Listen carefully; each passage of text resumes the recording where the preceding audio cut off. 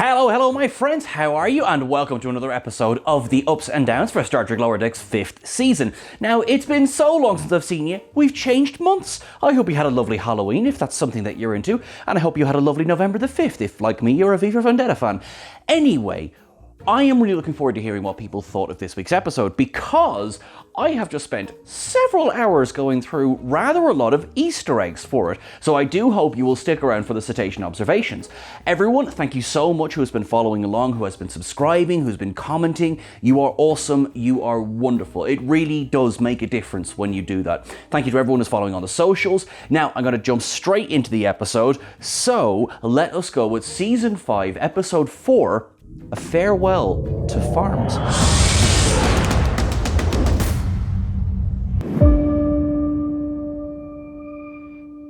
The first up that I'm coming in with for this episode is the change of setting. Now, while we do spend some time on the Cerritos, and I will come to that, most of the action for this episode is spent on Kronos. Now, I am a massive fan of the Klingons and Klingon settings, and the wonderful Tom, who has edited this episode of the Ups and Downs, I know has had a rather difficult week because, God bless his little cotton socks, the man has no honor. No, he's not a fan of the Klingons, at least not as much as I am. So spare a thought for poor Tom, because as soon as it was shown that we were going to be going to Kronos this week, I'm pretty sure one of his eyes started twitching, and I don't think it stopped twitching since.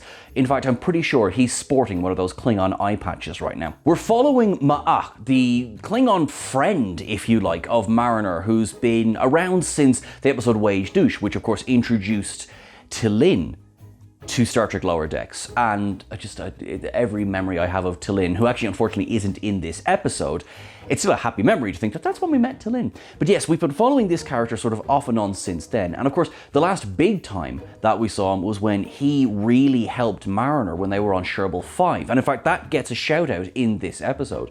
But it's quite obvious that things have changed for Ma'a, because he's now back working on a farm with his brother, who, quite frankly, I'm a fan of his brother. I do like this dynamic. Looking at the setting for this episode, it seems very reminiscent of some of those episodes where, you know, you've just got to go home and find your roots again. So, Cetacean Observations, we have some big things in Cetacean Observations, and we've got some like small little, references that we feel as well. So I'll be really interested to see if what we picked up on is something that you got from this as well. I really want to give a whopper of an up to the change in the opening credits this week. So it's a much softer, it's not our standard opening that we've had nearly every episode since Second Contact. It's a much more pastoral version of the theme, mixed with the Klingon theme as well. So Chris Westlake has absolutely come out swinging with what he's done for this week's episode. I have to say, it's probably one of my favorite variations on a Star Trek theme that I think I've heard in recent years. It works so well with that Klingon theme. Now, I will say the Klingon theme turns up in a scene with some Cloacans as well, which is interesting. But overall, I think that this opening sequence was done so well. We're introduced not only, or reintroduced to Ma'a, but also to his brother Melor. Now, I kinda dig Melor. I was of two minds for a while, because I thought, wow, he's Klingon, but is he? But then again, how many times have we met Klingons who are not your traditional type of Klingon? And he is most definitely not your traditional type of Klingon. In fact, I have an up for one scene where he's just sitting there playing a video game. You see a bird of prey being shot at by some triangles, could be Tholians, who knows? Now, we have enough different examples of Klingons throughout Star Trek history that I know we have variation, but for the most part, we see the warrior caste.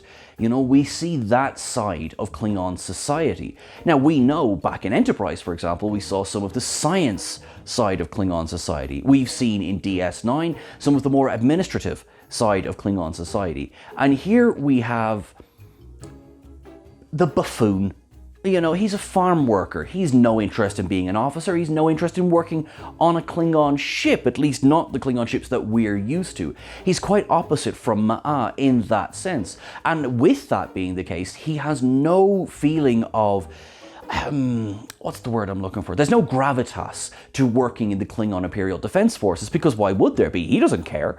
So when Ma'a and Melor go to the Warriors' Pit and they're delivering their blood wine, it is done with such a, I'm a delivery man, you know, he's so chill about everything, where Ma'at seeing other Klingons and they're all up in their warrior regalia, and you can see that, you know, he's a bit like, oh, do I want to get back to this? This is something I know. Ma'at's story is very interesting in this episode, because a bit like the episode Wage Douche, where we start to see the perspectives of other ships, other organizations, if you like, with the Federation being an organization, the Klingon Defense Forces being an organization, the Vulcan Science or Fleet like being an organization. This episode goes that little bit further.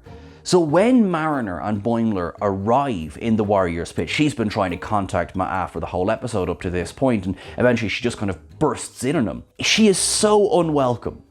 You know, we see a lot of the time Starfleet arrives and it's there to do, you know, the hero job of the day, and we're here to save everything, and then sometimes we're not here to save everything. But generally, you know, we enjoy watching it from their point of view. And while I love Mariner and Boimler in this episode, and in fact, like, being included in the Klingon going-ons of the episode is a true bright point for me. You can tell that they are about as welcome as month-old Gach, and not in the good way. It is, however, the arrival of Mariner that gives me one of my favourite lines of the episode, which is, just as things seem to be going quite well for Ma'at and a, you know, lady Klingon, she spots that Ma'at's friends with a human female and storms off, and Mariner goes, what crawled in her boob window and died? Taken up. I mean, listen, you can't hear boob window and not think of Lursa and B'Etor. And I think that's quite deliberate. In fact, I know it's quite deliberate, and now I'm thinking of Lursa and B'Etor. I reckon I'd look okay with a boob window, if I'm honest with you. The arrival of Mariner is, of course, accompanied by the arrival of Boimler, and we have this week's edition of Mustache Watch. Now, I counted 20 individual hairs on Boimler's face in addition to the mustache. Now, the nature of animation, that may change several times throughout the episode, but that's what I got. What was yours? Because I saw there was a few differing ones from last week. So what was your count? But I am enjoying Mustache Watch, and I'm enjoying what we're calling a beard, because, you know, fair play, Boimler, fair play. Yeah, he's rocking that beard. But he's there having the time of his life, because if there's one thing Boimler enjoys, it's throwing himself into the violence of Klingon situations. Sorry, hold on. What? Boimler, who is famously injury adverse, is really enjoying being in a Klingon warrior's pit, and he's getting thrown around and he's getting knives chucked at him, and he really seems to be enjoying himself. This is a new side of Boimler. Bold Boimler, one might say. He's definitely following in the footsteps of bearded Boimler. We can only assume what was in that Fleet magazine from the other universe. And I mean, like, listen, as long as he's happy getting chucked around like a rag doll, then okie dokie. Fair play, and more power to you. We're going to come to my first down of the episode. And unfortunately, it's a big down. It's pretty much all of Miggly Mo's story. And, okay, let me explain myself. So, I really like Miggly Mo as a character. I really, really do. And this is our B story. It's obviously created so that Tendi, Rutherford, and Freeman are all also included in the episode. Freeman gets an absolutely hilarious line, by the way. And it just feels like a two-line joke that got dragged out over 20 minutes. You know, this joke of, you know, the Cloacans are all about exploring space to find different flavors. He's a cook of the mind. He meets some food critics. There is potential for comedy gold there. It just could have been a wee bit punchier. So we get Miggly Mo being very nervous, or downy, if you will, to meet these critics, Legnog and Gonald. And then they arrive, and they are, as you would imagine, the absolute stereotype of food critics, and they're about as fun as you would imagine. Now, I do have to give, straight away, I want to give an up to Freeman, her saying, Miggly Mo, you better take over. I'm going to say something undiplomatic. Don Lewis just perfectly delivers that one. And the joke just doesn't go anywhere. You know, it's hardly a shock. Everything is awful to them. It's, you know, is the most over-the-top thing ever. Yeah. To me, it just kind of felt a bit stretched. I don't really have an awful lot to say about it, other than we get the same joke about 3 times. And even the twist, if you like, at the end, I realise I'm jumping to the end of the episode here, even the twist is a bit like, sort of saw that one coming in the first joke. It was a rare miss for me, I have to say, for an episode of Lower Decks. would have been a great one-scene gag. Back to Kronos.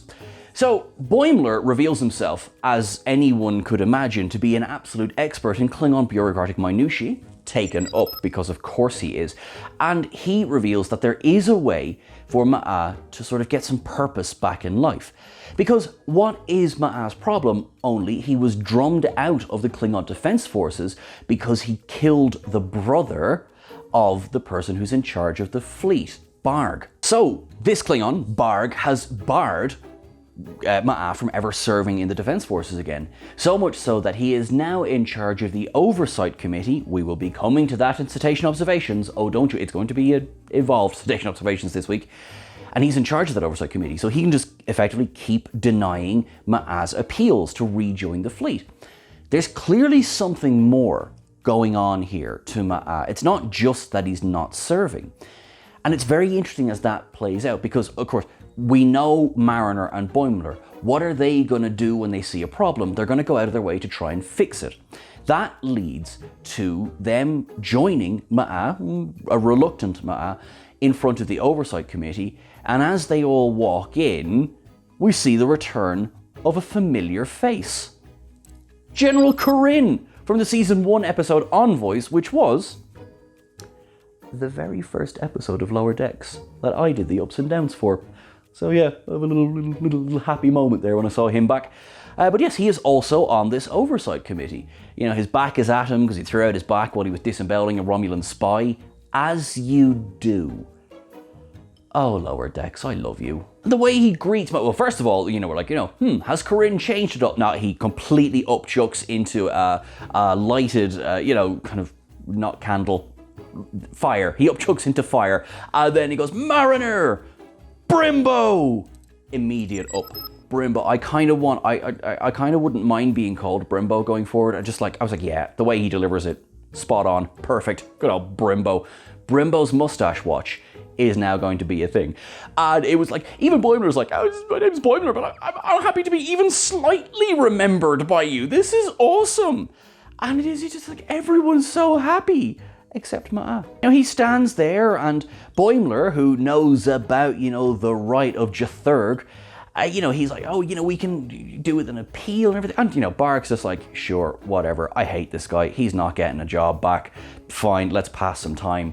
It would obviously much more vindictive than the way I'm delivering it there, because he really hates Ma'a. Like, it's quite obvious. And to invoke this right, and they're like, it's a bit reminiscent, if you like, of the House of Quark, where Quark is sitting there handing all the financial details to Gowron, and Gowron's like, I think this is the first time he's ever held a pad. There's a little feeling of that with the Oversight Committee reading, yep, this right definitely exists.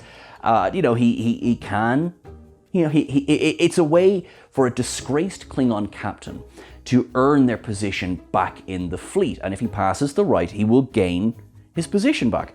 So, Barg thinks he's being smart and says, well, you need to have at least 4 companions on your team.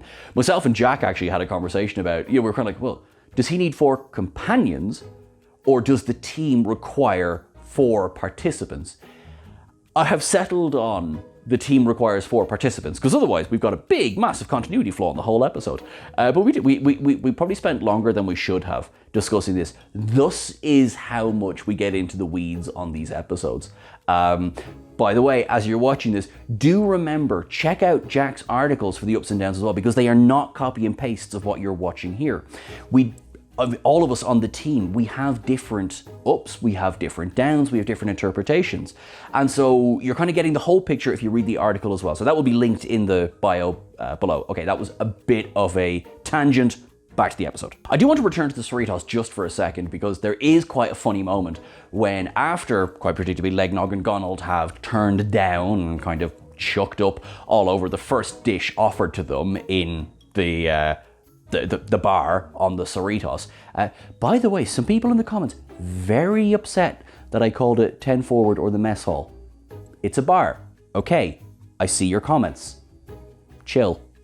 Anyway, so they do not like the food that came out of the replicator, and they're food critics. Of course they would not like replicated food.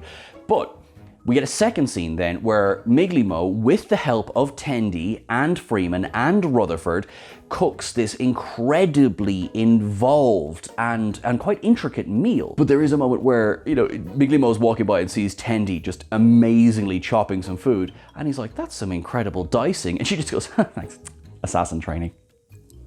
Up. Sorry, that was an absolute up. That was brilliant.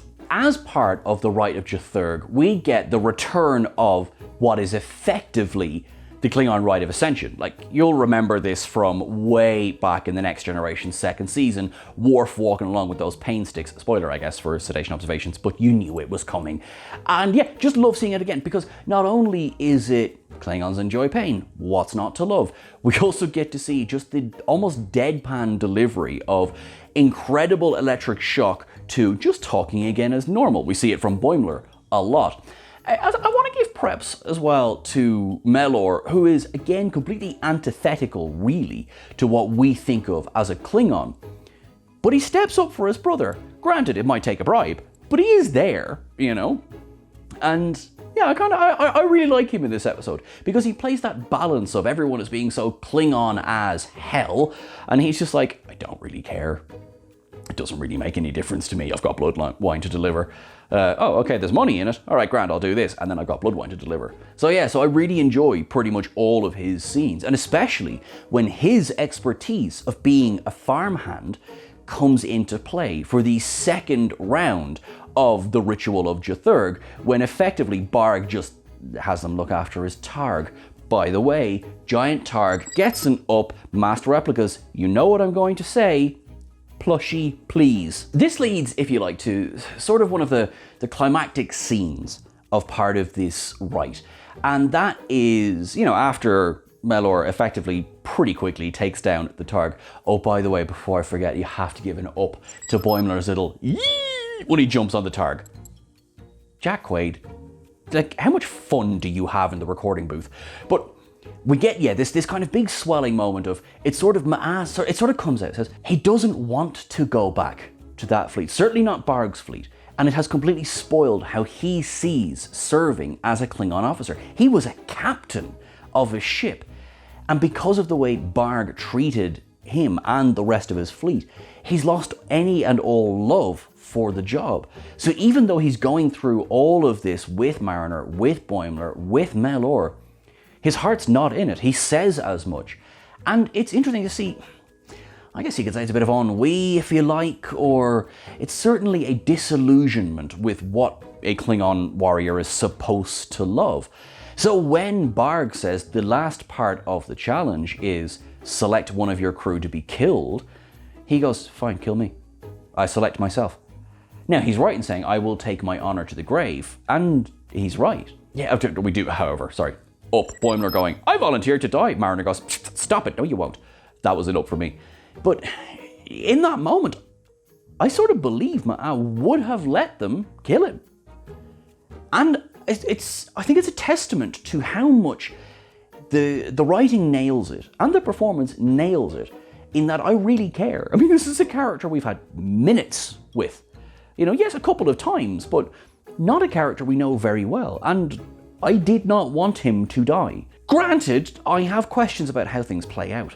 One question, which actually I am going to say is a down. For as much as I love Corinne and the other member of the Oversight Committee, what the hell were they doing?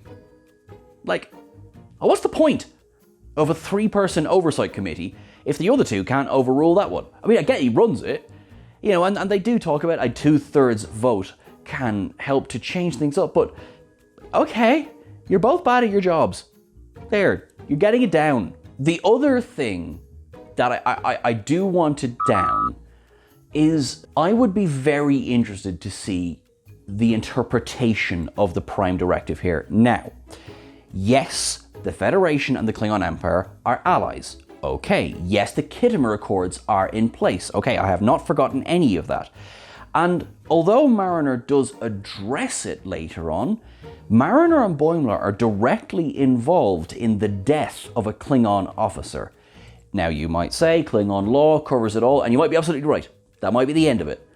But, where did the rules sort of stop? I mean, you know, Mariner just kind of offhandedly says, yeah, I didn't mean to get him killed, but I did need a captain in the Klingon Defense Forces. Okay. It was enough to give me pause. I'm just going to say that. They're helping their friend, but this is something that could potentially have rather large ramifications throughout Starfleet if they wanted it to. That's all I'll say. To wrap up the Cloacan story of the episode, I didn't hate it. I know it's coming across. I just you know, I was kind of ready for it to end by the time we got to the end. So we get to Cloaca, they go down, they land. You know, Miglimo's going to be taken into jail. Well, don't worry, they will be served in a amuse-bouche. But he will be kicked off the great seating chart. Great lines, don't get me wrong. There's some funny jokes in this bit. They get down there, and then at this point we get Legnog and Gonald. And actually, I'm not going to lie, for the references of the video, this is the third time I had to check my notes for their names. I'm sorry. But we get Legnog and Gonald. They eat these Cloacan oysters. They think it's delicious. It's revealed that it's actually that's been replicated. And yeah, okay, their taste buds are gone. Oh, what a big shock. And we do get the kind of payoff that Miglimo, the chef of the mind, is going to look after them as long as they foot the bill for the catering. We do get a funny exchange there where Tenny goes, "Is that ethical?" You know, Freeman just says, "Oh, just, you know, they're just the worst. Let him have this win." That's fine. That's not a story I'm probably going to revisit again. Soz. I will, however, give an up to Boimler saying, "Hey, did you see that Legnog at..." I've forgotten it again. I will, however, give an up to Boimler going, "Hey, did you see this? Cerritos Replicators got a 2-star review from Legnog and Gonald." And Mariner goes, "Who are it?" No, do you know what? No, I don't care. That was an up to me. Because Mariner, I felt you in that moment. I really felt you. The episode ends with Ma'a in charge of a ship again. Now, the ship is his wee little truck that he shares with his brother. But for reasons I'm going to go into in the Cetacean Observations, that is quite a sweet ending. That Ma'a's story worked for me this week. And their exchange, we get the revelation that the subspace fissures are artificially made, which, you know, I pretty much assumed, but it's nice to get a bit of confirmation there. We get, of course, the revelation that while Mariner was there, like officially, there was a skull to drop off, she was also very officially there to investigate these fissures, which they needed permission for the Klingon Defense Forces too. Why they couldn't go to Chancellor Martok, I do not know. But on the topic of Martok, I would like you now to take a trip with me to Cetacean Observations.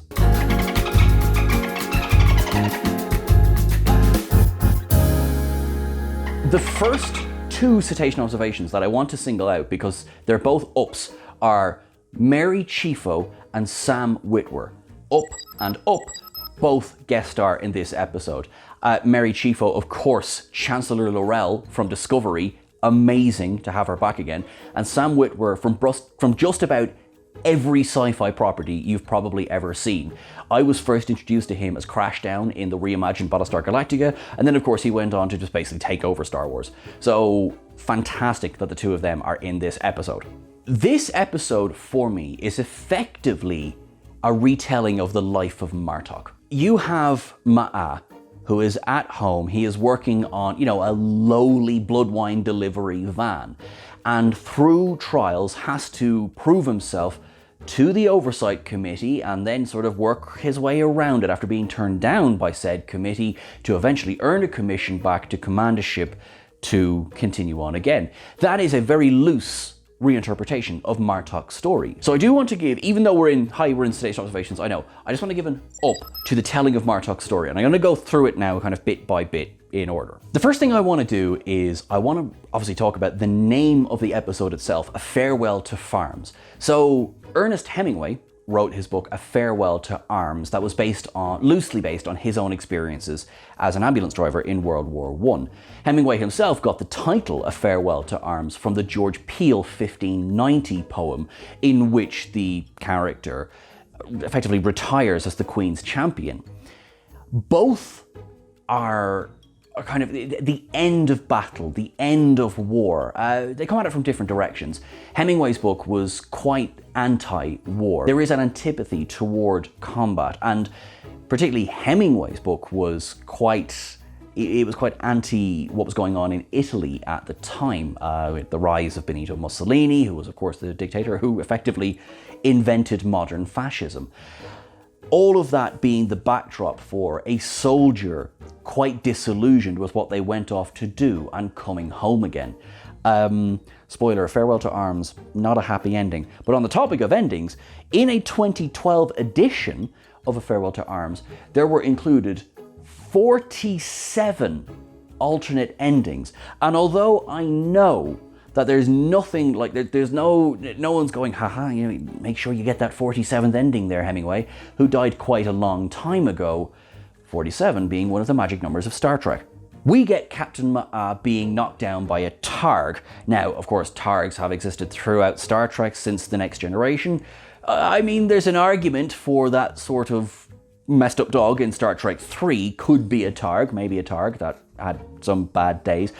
But also, of course, we have Martok's own Targ when he was a younger man, a mangy beast that the Lady Sorella accidentally let escape one day. We got a Kronos, which is, of course, its wonderful shade of green, which we would have seen in episodes like Redemption. The relationship between Ma'a and Melor, I think this is quite analogous to Picard and Robert, when obviously Jean-Luc went back home in the episode Family, back to Le Bar in France, and it was through effectively his brother pushing him, literally, that he was able to at least exercise some of the pain from being recently assimilated. And I can see, I mean, look at the setting. You've got the vineyard, which again, now if we jump forward a little bit, is quite evocative of All Good Things and kind of an older Picard going back home. And of course, you see this in the series Picard as well. So there's definitely ties there. There's also ties to another set of brothers. When Mellor is, he's attaching the jawbones of a brush devil to the front of his ship. This is more than just a cool, badass addition to his ship. A brush devil was featured in the DS9 novel The Heart of the Warrior, wherein Worf recounts a time that he and Kern hunted a brush devil together. Now they're known for their extremely loud hunting screams. Kern was to scare the beast and flush it to where Worf was going to capture it. Worf said it was one of the most rewarding experiences of his life. Again, this brotherly companionship that is probably a bit more serious in the Worf-Kern version as opposed to the slightly more comedic Ma'a-Mellor version, and still you have this brush devil linking both. Ma'a is sporting a Klingon communicator that's more of a flip-up, sort of a combination of the original TOS Federation ones and what we saw in Star Trek 3 and 4. He says at one point that a Ferengi scammer is trying to get through to him, when we know of course, in fact, it's Mariner. Mellor says that they've got blood wine to deliver. Now, the opening credits, and I've already mentioned the beautiful Chris Westlake interpretation of the theme, this kind of slower start is evocative of episodes like Remembrance, for example, from Picard. This kind of slow walk through the vineyard, which would be quite a deliberate reference, I think. But also things like Star Trek V, where you get the sort of the bombastic Star Trek march that immediately goes into Kirk climbing El Capitan. These slower versions of opening credits, there's kind of a more gentle pastoral version, if you like, which I really, really liked. Myself and Jack were talking, we're sure there's a direct reference that we're missing and for which we can only apologize. The setting, quite evocative, like movies like Of Mice and Men, for example, when you had Gary Sinise playing George and you had John Malkovich playing Lenny, and I'm saying that because I studied it in school, so I watched that film a lot. So I tend to, when I see one slightly larger, one slightly smaller, farmhands together, that's kind of immediately what I start to think of. So, hey, if you enjoyed that film, great. And of course, Ma'a at home kind of dealing with fallout from things. I've mentioned Family, I've mentioned All Good Things, but also, although it's not the same setting, when Sisko goes home to his father's restaurant in Image in the Sand after, of course, spoiler, the death of Jadzia Dax, I get this feeling as well. He's gone home to find himself. And of course, we've seen that throughout Star Trek as well. We see Gach growing from the, well, not growing from the ground, but now it could just be worms, but I'm calling it Gach, all right? I'm calling it Gach. Dak Tog knives are being thrown around the place in the Warrior's Pit. Just outside the Warrior's Pit, actually, keep an eye on those ships that are landed. Star Trek Enterprise, the episode Bounty, introduced the bounty hunter Goroth, who was a Klingon bounty hunter, spoiler, and his type of ship is parked just outside the Warrior's Pit. As I mentioned earlier, Mellor is playing the Klingon video game where a bird of prey is firing at either just triangles or could be Tholian ships.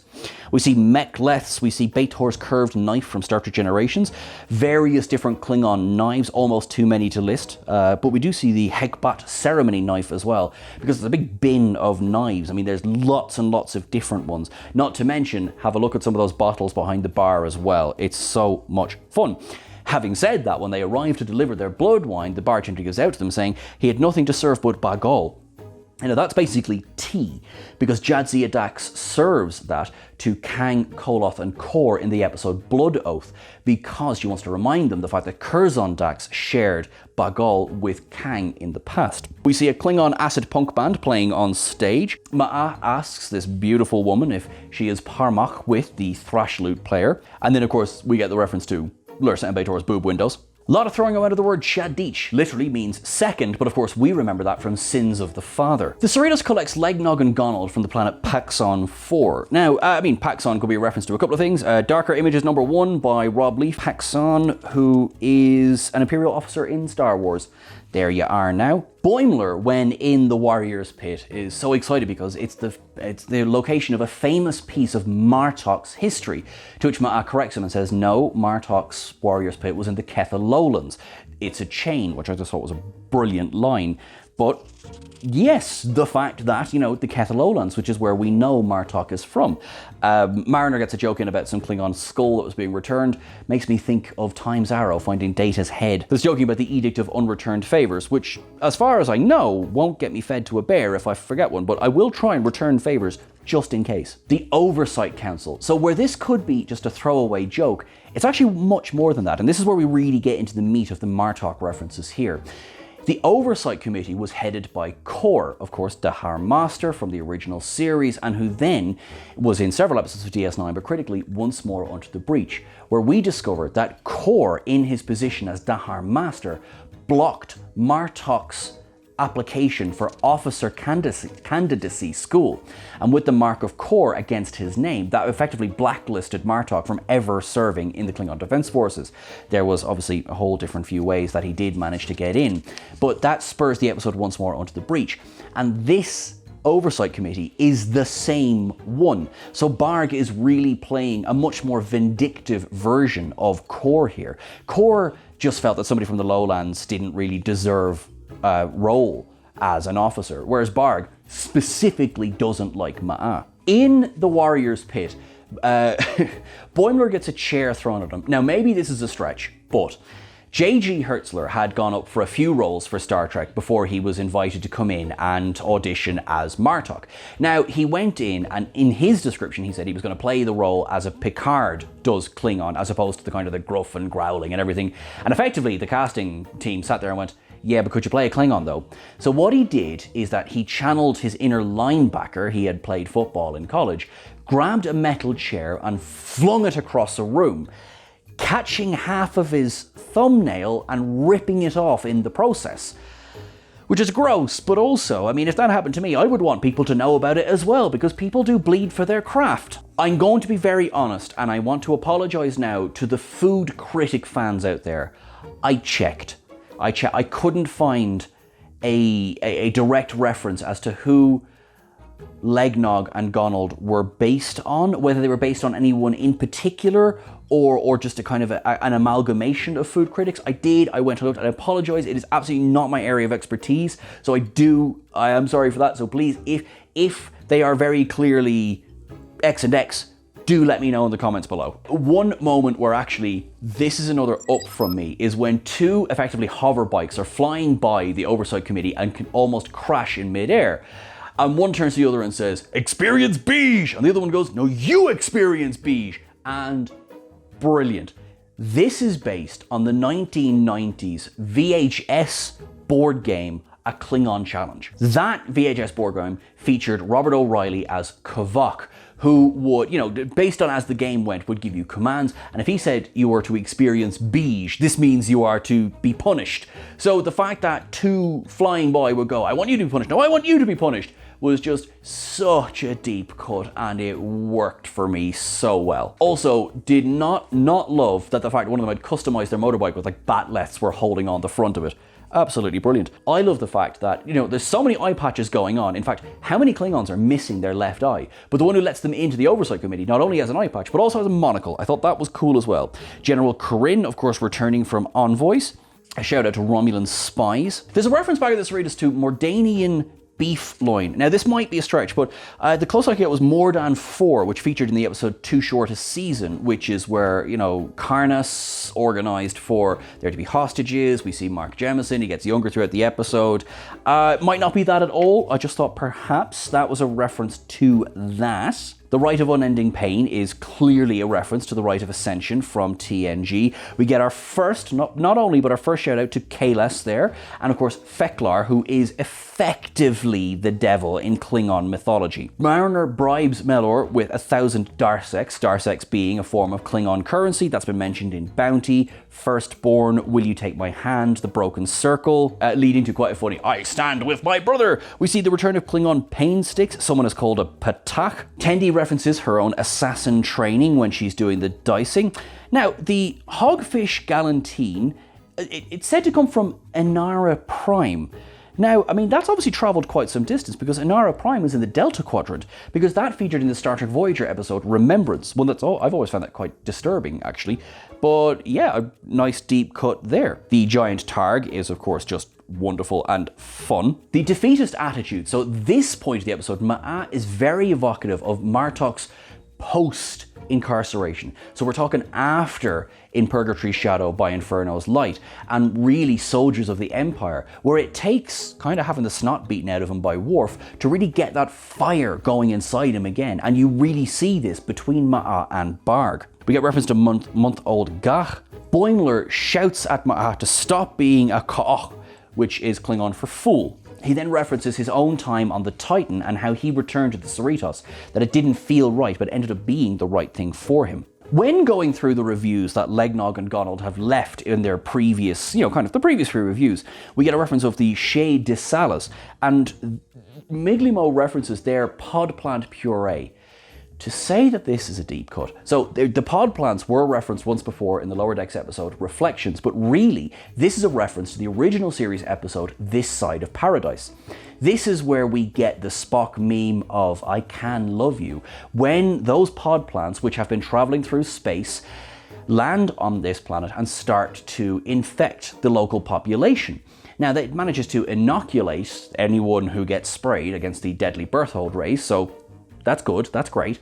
But also it makes them, quite inhibition. They have loads of inhibitions, and it's all a bit kind of like, time and a place. We do see Spock hanging from a tree, so that's fun. The fact that they've spent I think it was a century perfecting their pod plant puree, it's almost like a century after these episodes. So yeah, okay, that is a bloody deep cut right there. Also, it made me think of Invasion of the Body Snatchers and the Pod People, because of course they traveled through space and landed on Earth as well. And I'm a horror movie nut, so quite frankly, I really enjoyed that. Whether it was intentional or not, it probably was. On the wall of the Oversight Committee, you see various weapons. Obviously, we've mentioned a few of them already, but there's one called the Nisro. Now, there's a funny story behind this one, because we see it in the flesh in the Next Generation episode Frame of Mind. And there, it's not said to be a Klingon knife at all. However, I used to collect the Star Trek fact files, which I know traded under, I think, it was a different format in the US, but in Ireland and the UK, it was a bi-weekly issue where you would build many, many, many, many folders. In fact, fun fact, I've just moved house and still had to move some of those folders. It was not easy. But this knife was incorrectly labelled as the Knife of Kiram, which is where it was said that the blood of Kahless himself still adorned it. But then in the Next Generation episode that sees Kahless return from the dead, it's a completely different knife altogether. So I've never forgotten the look of that knife. So to see it on the wall in this one, really enjoyed it. That was my little tangent there. Hope you enjoyed it. We get the reminder, of course, that Klingons have pink blood as established in Star Trek VI: The Undiscovered Country. Ma'a says that Barg's ashes will pave Grethor, which is, of course, Klingon hell. We also then just, this whole thing is Martok's fight to sort of come back from this reverie, to come back from this depressed state. Swapping out the cloacan oysters with replicated shit just makes me think of the Discovery exchange between Admiral Vance and Osira, where he says, you're eating our reused shit. Star Trek is weird. I love the fact that the big Targ goes back to live with Melor at the end. That's the main thing, really. Reference again to the fact that Martok started on a small, unassuming ship, much like Ma'a and Melor are going to do at the end. Both Boimler and Mariner have proven their Tuduj, which of course is Klingon for bravery or courage. Then we get what is, in an episode of Deep Cuts, we get my favourite deep cut, which is right at the very end, as Melor is fixing the brush devil jaws back to the front of the ship. The jaws fall on him and, he starts going, he can't move. I can see Kahless, the first one, the original one. Cool. The one who did impressions. The original series episode, The Savage Curtain, is technically the episode that introduces us to Kahless. There's issues with the depiction, whatevs. But the Excalbian version of Kahless tricked the good side of the fighters to, into an ambush, because first he impersonated Surak and his screams of pain, which Spock went, Surak wouldn't scream like that. He then impersonated the voice of Abraham Lincoln. Star Trek is weird. This was a deep cut. That's an up from me. And I'm going to say, we're right here at the end of it. No, Martok's journey is my Martok's allegory. Ma'a and Martok and Ma'a is my Latinum up of the week. I think it was really well done. I think it encourages further reading, or in fact, just watching the station observations. I really, really enjoyed that aspect of this episode. Whoa, we cannot let this pass. Okay, there is something I learned just today. That there are uniforms from Star Trek Online in this episode, those Klingon uniforms that were sitting in the background, but also there's something else I learned today, which is even more important, and it's to wish guest star Mary Chieffo a very, very happy birthday.